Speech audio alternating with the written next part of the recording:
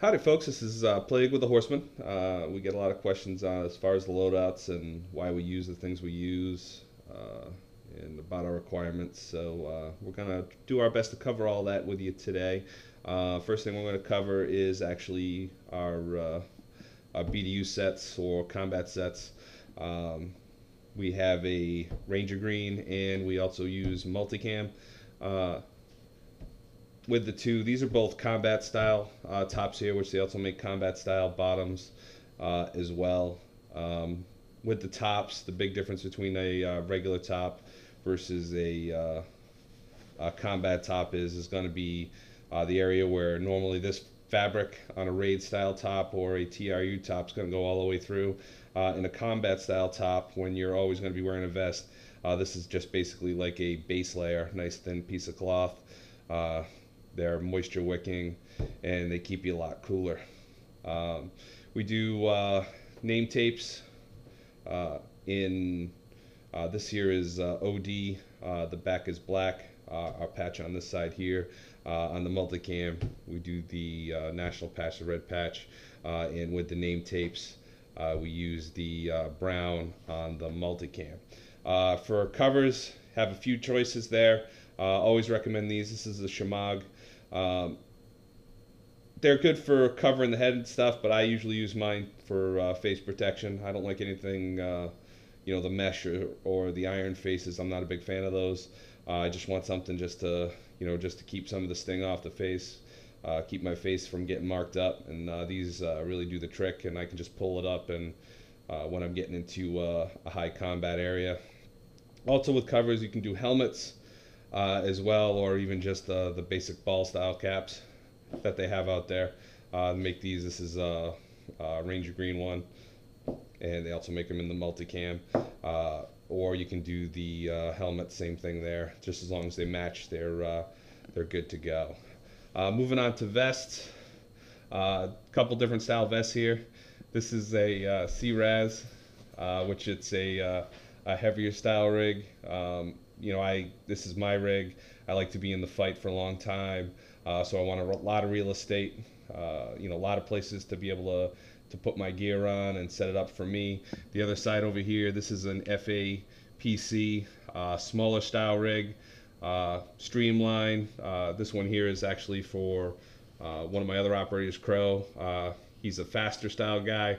He gets into the fight quick, where I stay in the fight. He needs to get there faster, so different rigs for different people. That's one of the important things about our loadouts. It's not one way or another. It's you do your best to pick what is going to work for you.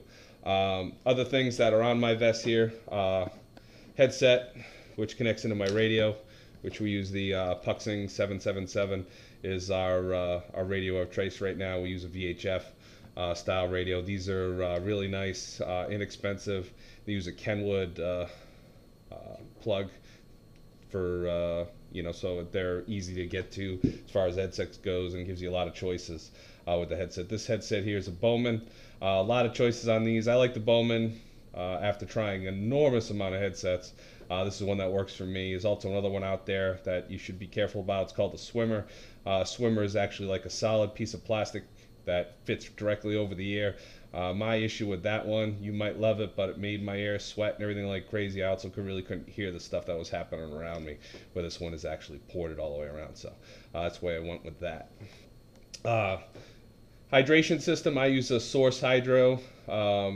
Reason why I went this way, it's actually inexpensive. These are run about 30 bucks. But nice, easy to clean. I've been running this hydro for 4 years. If I forget the water in it, which I have done, a little bit of lemon juice in the thing, swish it around, rinse it out, good to go. Don't have to throw my hydro out if I forget to maintain it. So I'm a big fan of those. So that works well for me.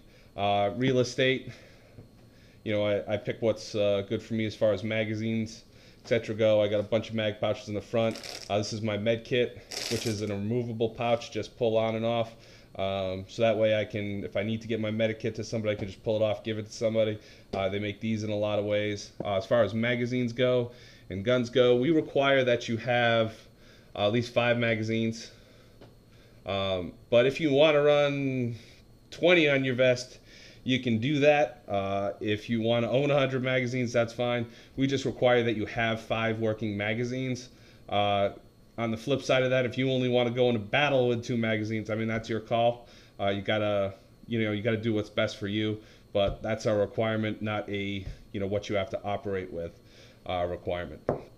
As far as weapons go, we require an AEG shooting 375 or less. This is one of my guns here. It's my CQB style weapon. It's a classic Army. It's an old school one. It's not one of the cheaper guns out there, but I don't want to have to buy a new gun every week. This gun actually here, you can see the wear and tear on it. This gun is probably about 8 years old. It's been really good to me. I have it maintained once a year.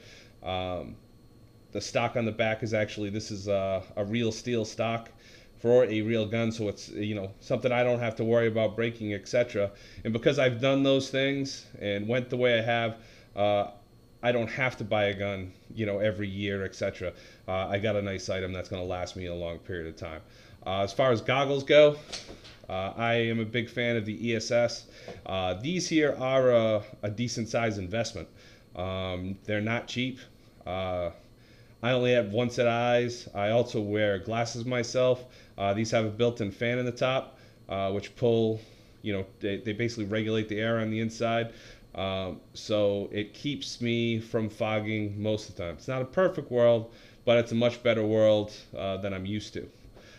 With boots, we require a combat style boot. You have to have some height to it. These are the Converse style boots here. These here, side zip, they work really well for me. A lot of guys use these now.